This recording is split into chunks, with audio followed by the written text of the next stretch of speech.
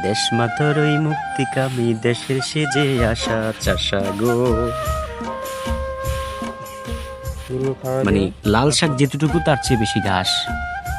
দেখছেন? আসসালামু আলাইকুম দর্শক, আশা করছি সবাই ভালো আছেন। তো আজকের নতুন একটি ব্লগে আপনাদেরকে স্বাগতম। তো আজকে আমি আর মুশিরে মিলে এই মুশিরে যে লাল শাক ক্ষেত আছে না, ওইখান থেকে লাল শাক তুলবো ইনশাল্লাহ।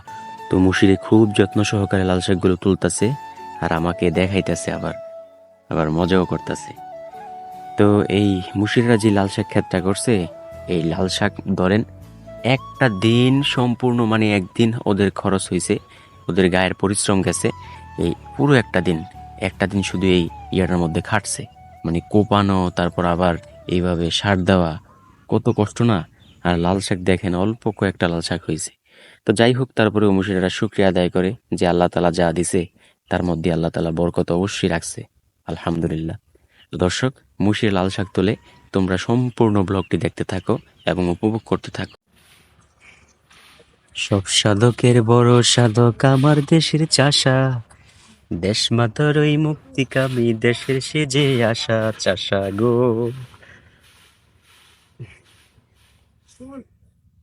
পুরা সেই করে তুলতেছে। দর্শক, একটা আওয়াজ আসে না? ওইখানে একজনের পাতা কুড়াইতেছে, তো যার কারণে ঝাড়ু দেয়, তো এই ঝাড়ুর একটা আওয়াজ আসে, ক্ষমার দৃষ্টিতে দেখবেন। রয়েছে এই যে মুশিরে বলছিল যে এই ছোট্টগুলা তুলবো নাকি, তো আমি ওকে মানা করছি যে ছোট্টগুলা তুলিস না, কারণ ছোট্টগুলা বড় হইব। আর লাল শাক কিন্তু মানে বেশি বড় হয়ে গেলে কিন্তু খাইতে তোরা ভাল লাগে না, ছোট থাকতে ভাল লাগে। তো এগুলো আর একটু বড় হোক। তো এই সাইজটা আছে না, এই সাইজটা তুলতে বলছি, আর এই সাইজটা মানে রাই খাইতে বলছি। তো যার কারণে ও বাইছা বাইছা মানে বড়গুলা তুলতেছে, ঠিক কি না? ঠিক।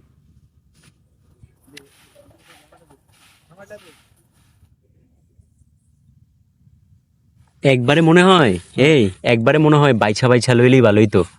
বাড়িতে গিয়ে আবার তোর ভাবি বাঁচবো নাকি? হ্যাঁ, আর এই যে বাড়িটা বাঁচাম সব কি আমি কাজ করবো না? আসলে কি ছায়াতে অনেকে প্রশ্ন করতে পারেন যে এত ছোট্ট কেন, এগুলো তো আর বড় হয়।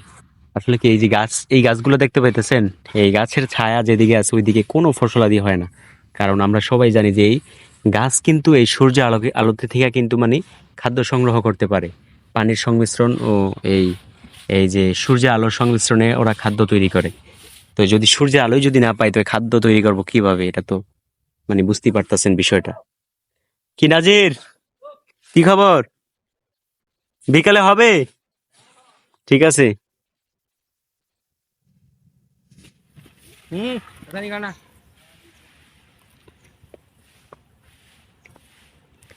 এদিক থেকেই একবারে মানে যতটুকু পারো এদিক থেকেই বাইক ছাড়লো, তার বাড়ি থেকে আবার তেমন কষ্ট করা লাগবো না, বুঝছো? করছি।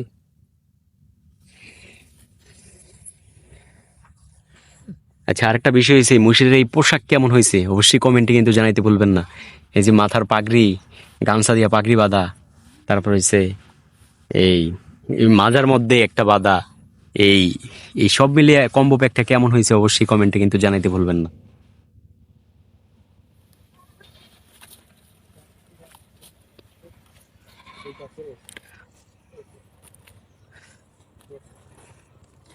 আর এই লাল শাকগুলো মানে আপনাদের কাছে কোন কোন মাছ দিয়ে খাইতে ভালো লাগবে? আমার কাছে ভালো লাগে কি, যেমন চেদুরি মাছ, তারপর হয়েছে এই ট্যাংরা মাছ, তারপর হয়েছে পুঁটি মাছ, বড় সাইজের পুঁটি, সরপুঁটি, তারপর হয়েছে এই আর কি বলে, কই মাছ।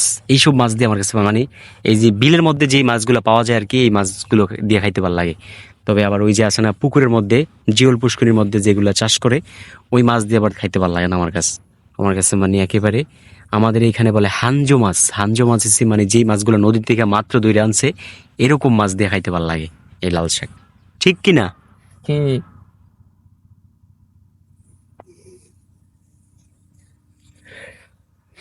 এই যে এদিকে আছে এক মোটা, এই যে এইখানে তুলে রাখছে দেখেন, মানে একেবারে পুরা কসকসা, টাটকা টাটকা।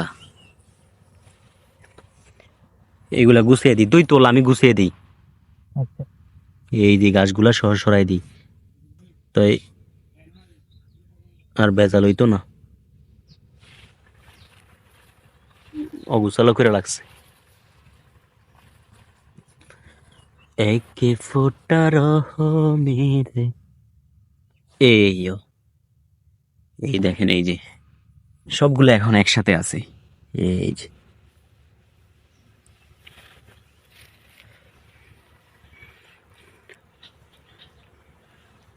এই লাল শাক তুইলে এদিকে কি বাইনাবি? মিষ্টি আলু, মিষ্টি আলু গাছ রুয়ে দিমু, 2-3 মাস পরে আবার ডাটা ডাটা ডাটা ডাটা ওইদিকে না মিষ্টি রুইছ? ডাটা ওদিকে রুইছে আর এদিকে রুম, এবার চারপাশে দুই নারিয়া দিমু। এই তো ডাটা রইছে, আমার মনে হয় ডাটাটা হইব। সার দিয়া দিয়ে এটা কি সার দিছিলি? হ্যাঁ সার দিছিলাম। এলিগেই গাছটি মানে গাছি উঠে গরুর খাওয়াই দিই, এলিগেই গাছটি অনেক বেশি হয়েছে। দেখেন না কি পরিমাণ ঘাস, এই দেখেন। গরুর খাওয়াই মানে দিই। লাল শাক যেটুকু তার চেয়ে বেশি ঘাস, দেখছেন? দর্শক, আমি কিন্তু আপনাদেরকে কিন্তু পুরোটা কবিতা কিন্তু শোনাইতে পারি নাই, তাই মুশির আপনাদেরকে পুরোটা কবিতা শোনাইব। একটু শোনা তো পুরোটা কবিতা। সব সাধকের বড় সাধক আমার দেশের চাষা, দেশ মাতার ওই মুক্তিকামী দেশের সে যে আশা। ওহো, ভুদিছি কি তাহার চেয়ে সাধক ছিল বড়, উন্নত হবে না কো সব করিল ঝড়। মুক্তিকামী মহাসাধক মুক্ত করে দেশ, সবারই সে অন্ন যোগায়, নাই কুগর্ব লেশ। সাবাস সাবাস, ঠিক আছে নি? পুরা ঠিক আছে, সে হয়েছে।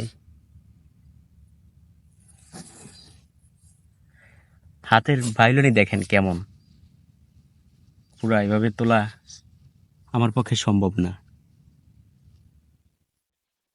এটা লো, পুরা চেতা করে তুলে দিয়েছি।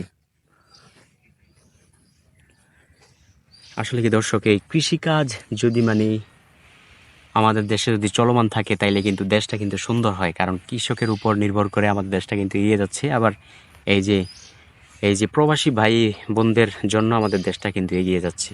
এই দুইটা ক্ষেত্রে অনেক কিছু হয় আমাদের দেশে, আলহামদুলিল্লাহ।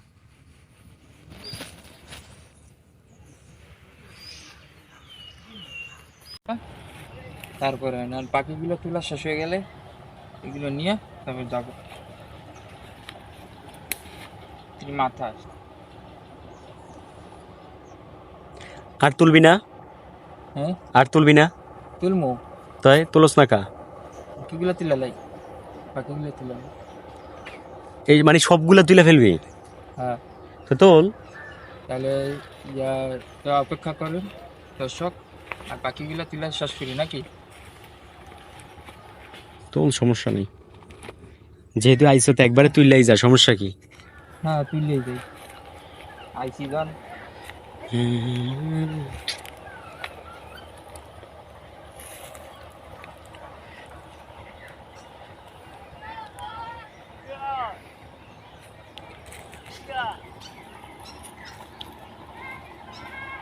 চাচা, ও চাচা,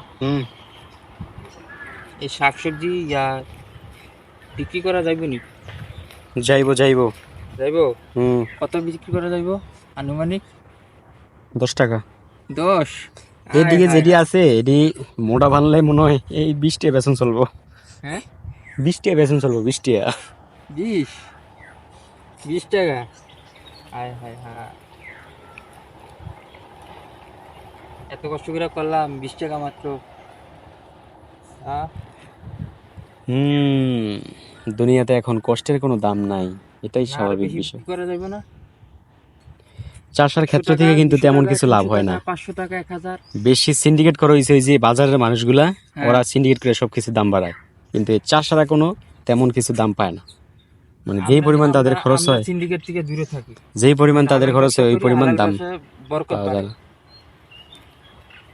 হালাল ব্যবসাতে বরকত বাড়ে, দরকার নাই ঝামেলাতে যাওয়া। সিন্ডিকেট চক্রতে আমরা পা দিই না। পাখি উইরা উইরা এই কুয়াশা দিয়া সুন্দর কইরা উইরা উইরা মানে ওনাদের নিজ গন্তব্যে যাইতেছে। নিজ গন্তব্য কোথায় সেটা তো বুঝতে পারছেন। নিজ গন্তব্য হইছে মানে যেই জায়গায় আহার করবো আর কি, খানা খুঁজবো সেই জায়গায় যাইতেছে। তো দর্শক, এই ফজরের পরে বের হইলাম এই নামাজ পড়ে আমাদের মসজিদ থেকে। তো এই নামাজ পড়ে বাইর হইয়া দেখি এমন পরিমাণ কুয়াশা, আপনারা শুধু একটু দেখেন, এই দেখেন কি পরিমাণ কুয়াশা পড়ছে। অন্যদিন কিন্তু মানে এমন কুয়াশা পড়ে না, অন্যদিন এমন কুয়াশা পড়ে না, কিন্তু আজকেই মানে কুয়াশাটা একেবারে একটু বেশি পরিমাণে পড়ে গেছে আর কি। তো আমাদের মসজিদের এইখানে আইছি, আর সুন্দর সুন্দর কয়েকটা জিনিস দেখাবো না, সেটা কি হয়? এই দেখেন, দেখছেন আমাদের মসজিদের গাছের মধ্যে এই কলার ছড়া আসছে। ওই যে একটা, ওইটা বড় হয়ে গেছে, আর এটা মাত্র মানে নতুন হয়েছে আর কি, এইরকম সিচুয়েশন আছে।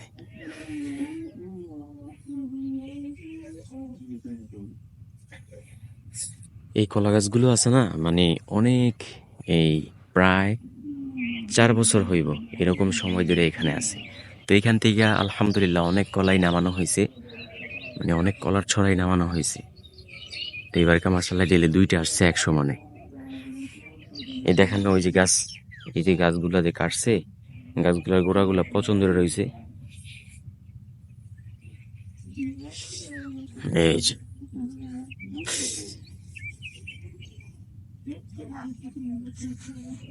তো দর্শক, এই সকালের এই আবহাওয়া আপনাদের কাছে কেমন লাগে?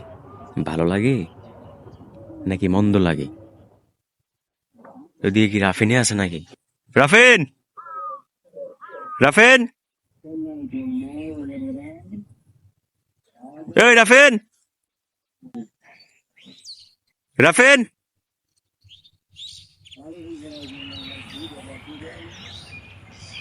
এই যে রাফিনে আছে এখানে, এই কুয়াশার জন্য দেখা যায় না।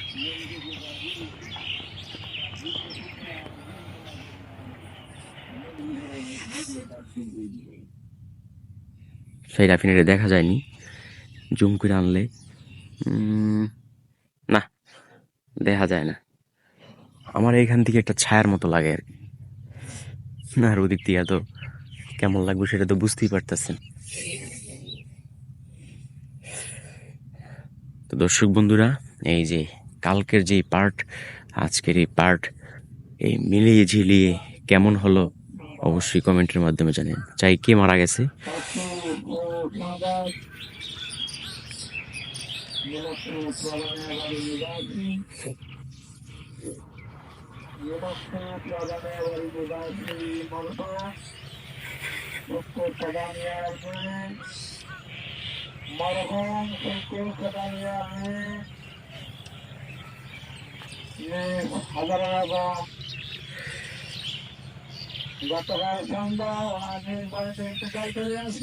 ইন্না লিল্লাহি ওয়া ইন্না ইলাইহি রাজিউন।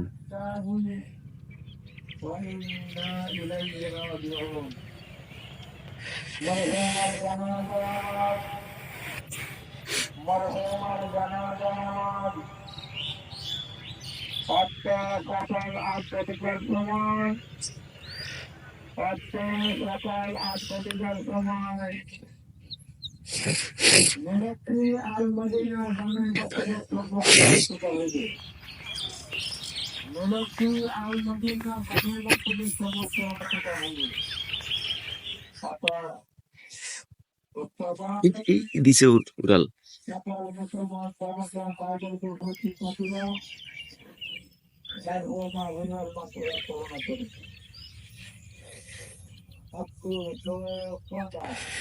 দর্শক সবাই ভালো থাকুন, সুস্থ থাকুন, আল্লাহ হাফেজ।